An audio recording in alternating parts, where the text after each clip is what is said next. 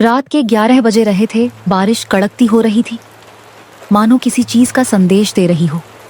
कहा जाता है यह बारिश ऐसे ही नहीं होती, इसमें भयानक आत्मा का साया है जो किसी का मौत का बुलावा दे रही है।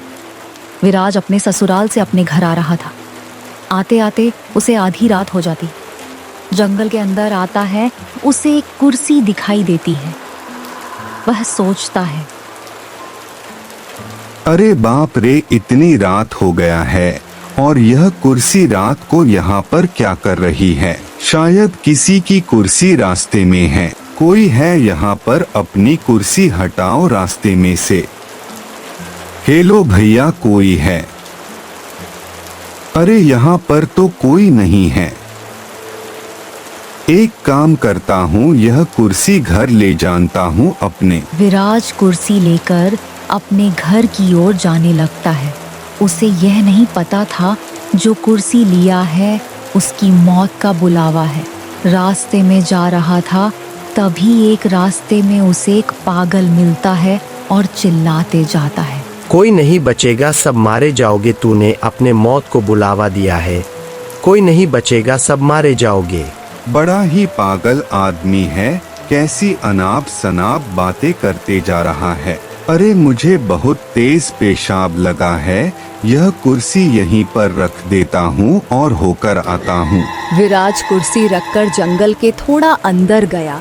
लौटा तो देखा कुर्सी वहाँ पर नहीं थी। अरे कुर्सी कहाँ गया? वह रही कुर्सी, लेकिन वहाँ पर गई कैसे? शायद हवा की वजह से चल गया होगा। विराज कुर्सी लेकर अपने घर की ओर चलने लगता है। कुछ ही देर में अपने घर पहुँच जाता है, जहाँ उसकी बीवी और उसका एक बेटी थी जो काफी देर से इंतजार कर रही थी। पापा आ गए, मम्मी पापा आ गए, देखो ना।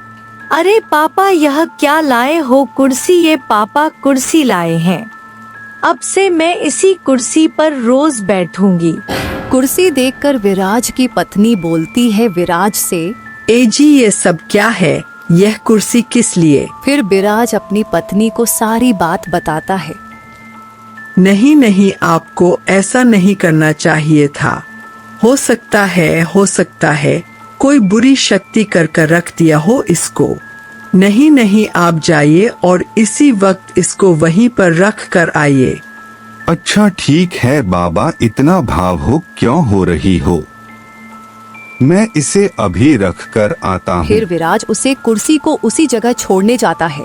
छोड़कर वापस घर आ जाता है। सभी लोग खाना खाकर सोने लगते हैं।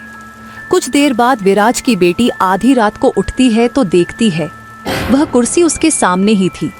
वह खुशी से झूम उठती है।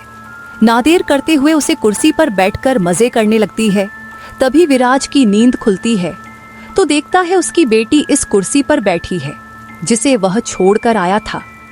तभी विराज की पत्नी की भी नींद खुल जाती है।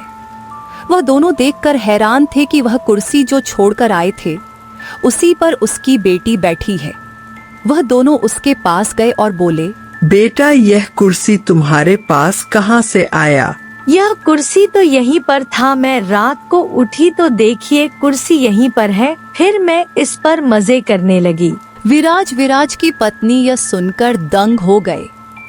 ये कुर्सी आई कैसे? फिर विराज की पत्नी बोली विराज से, ए जी, यह कुर्सी रात को रख कर तो आए थे ना? अरे हाँ, मैं रख कर आया था, लेकिन मुझे यह समझ नहीं आ रहा है यह कुर्सी आया कैसे? ए जी, यह सब बात छोड़िए, वैसे भी रात बहुत हो गई है। चलिए सोते हैं, यह बात सुबह देखेंगे। फिर वह तीनों सोने लगते हैं। कुछ देर बाद सुबह हो जाती है। सुबह उठकर देखते हैं तो वह कुर्सी वहाँ पर नहीं रहती है।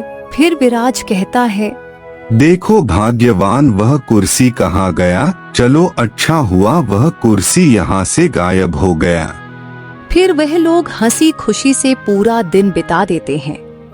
रात होती है, तभी वह लोग खाना खाकर सो जाते हैं।